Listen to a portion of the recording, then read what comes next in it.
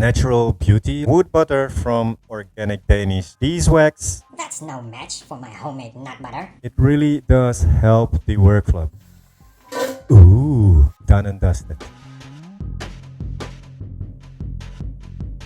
Hello my fellow chef knife enthusiasts. In this video I will be reviewing some products that were sent to me by Jesper Kjær Pløger. I'm sorry for butchering your name, Jesper. His handle on Instagram is knivskarp. This means sharp knife in Danish. Jesper apparently saw my review video on the Asahi and Hasegawa cutting boards that I've uploaded about 2 months ago, because pretty soon after I posted this video I was contacted by him in my Facebook Messenger.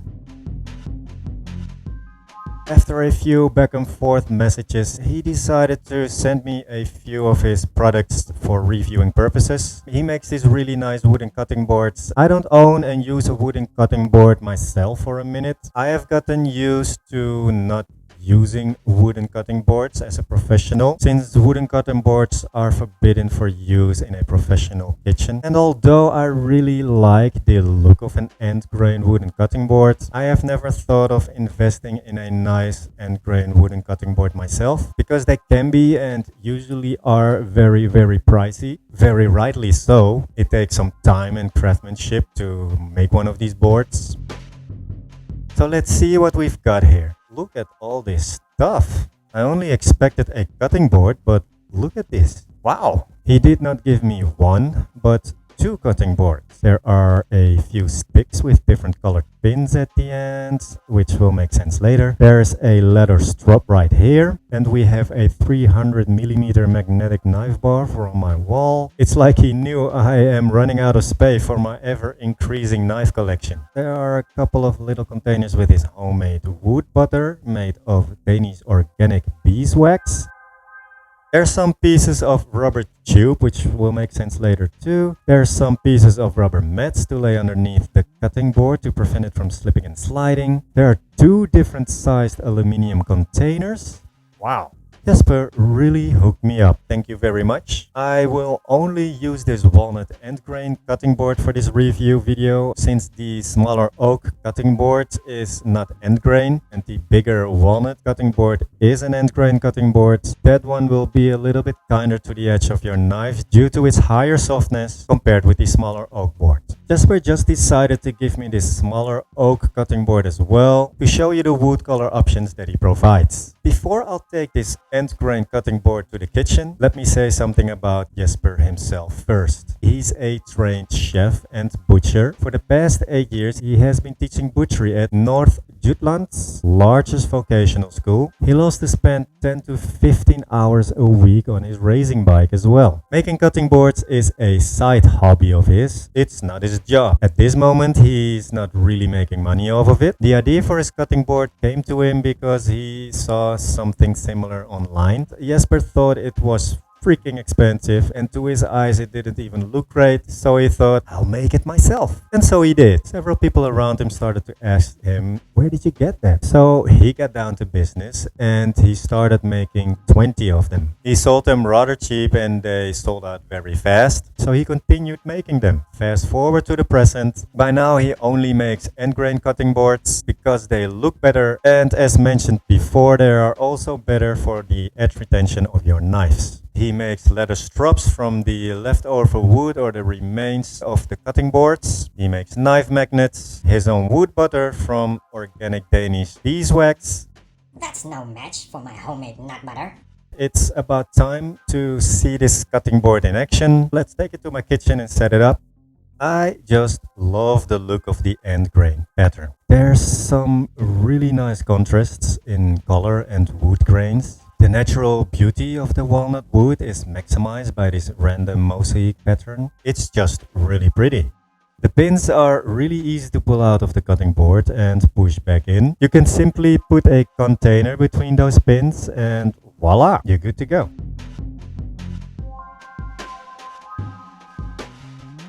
I will use this vintage 50 plus years old Minamoto no Masakana white 270mm Guto for the first time to try out the cutting boards. This is a different type of beast. It's not a laser, so not too thin of an edge, but it's also not a workhorse, so I thought it would be nice and thin enough to see what this end grain wood is all about. Let's start with a carrot. I do like the feedback that this cutting board is giving me. It doesn't feel like I'm cutting on a surface that is too hard for my edge. It's not too soft either, so my knife is not catching into the board's surface. Ooh, and this is just very convenient and enjoyable.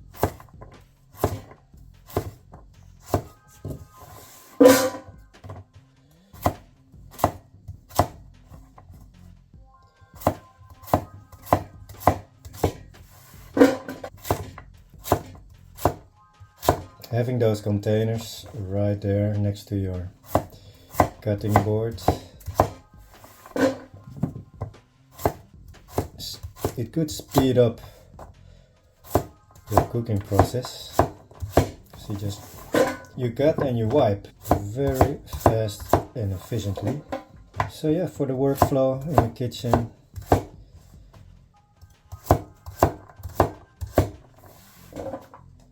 it's really nice. Also with a little bit thinner knife like this Takamura Chromex Nakiri, this cutting board holds up really well.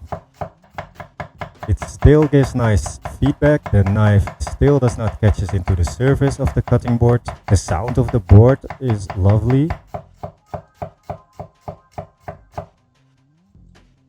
Wiping the cut produce with one movement of the hand into the container, just like that, that's nice. I do notice that I really have to get used to these rubber strips on the edge of the containers. I mean, it's a clever idea. I'm so used to cleaning my plates with my hands. I think to unlearn that muscle memory of more than a decade or two, that's not gonna be easy. Also, when I'm banging my knife on the board while fast chopping, it doesn't feel like the cutting board is damaging my knife too much.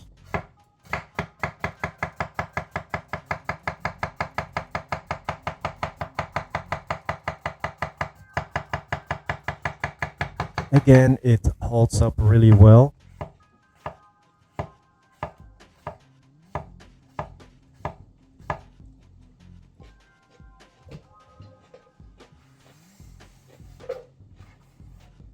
I also brought the cutting boards to the showroom of Meesterslijpers, where I work 3 days a week. In this spacious showroom, you have a better impression of what the cutting boards would look like if you have a bigger kitchen and, for example, a kitchen island. It will look great at the corner of your cooking island, with a container on the side and on the front. As I was doing my thing on the cutting boards, I noticed how this setup really is benefiting my workflow. Instead of having to throw my waste in a bin every time I cut something, I can just collect it in one of the containers with one quick swipe with the hand, and then just continue on the board.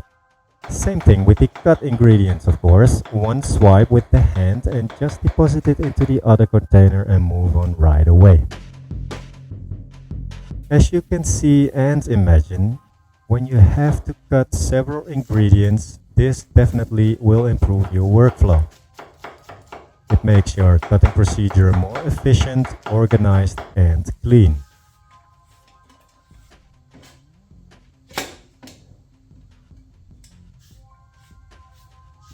I'm pretty sure that I will keep using this cutting board setup in my own home kitchen a lot. I'm already pretty fast, organized, and clean when it comes to working in a kitchen. This setup will just even increase that a little bit more.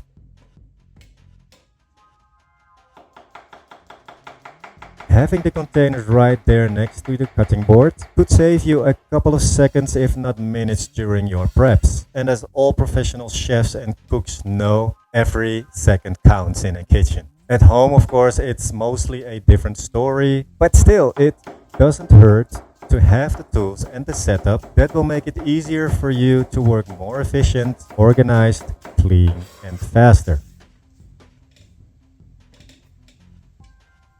So my end verdict is clear and to the point. I'm loving this overall concept. I actually have kept the cutting boards at the Meester Slijper showroom for a couple of days. All the customers that had an appointment those days, they all made positive remarks when they saw them, and especially after I explained to them what's the concept, they all liked it. Most of them made a picture of them. One of them actually said she definitely wanted to buy one. I think the honest reaction of these unsuspecting customers at the showroom of Meester Slijper says it all, and my own experience with this cutting board setup pretty much is lining up nicely with those reactions. I would definitely not feel bad or ripped off spending 330 euros on a cutting board setup like this. You'll receive this end grain cutting board made of your preferred choice of wood, 4 pins in your preferred color, 2 containers including rubber tubes and some rubber mats to place underneath the cutting boards, and some wood butter for occasional maintenance of the wood. I know it's by no means cheap,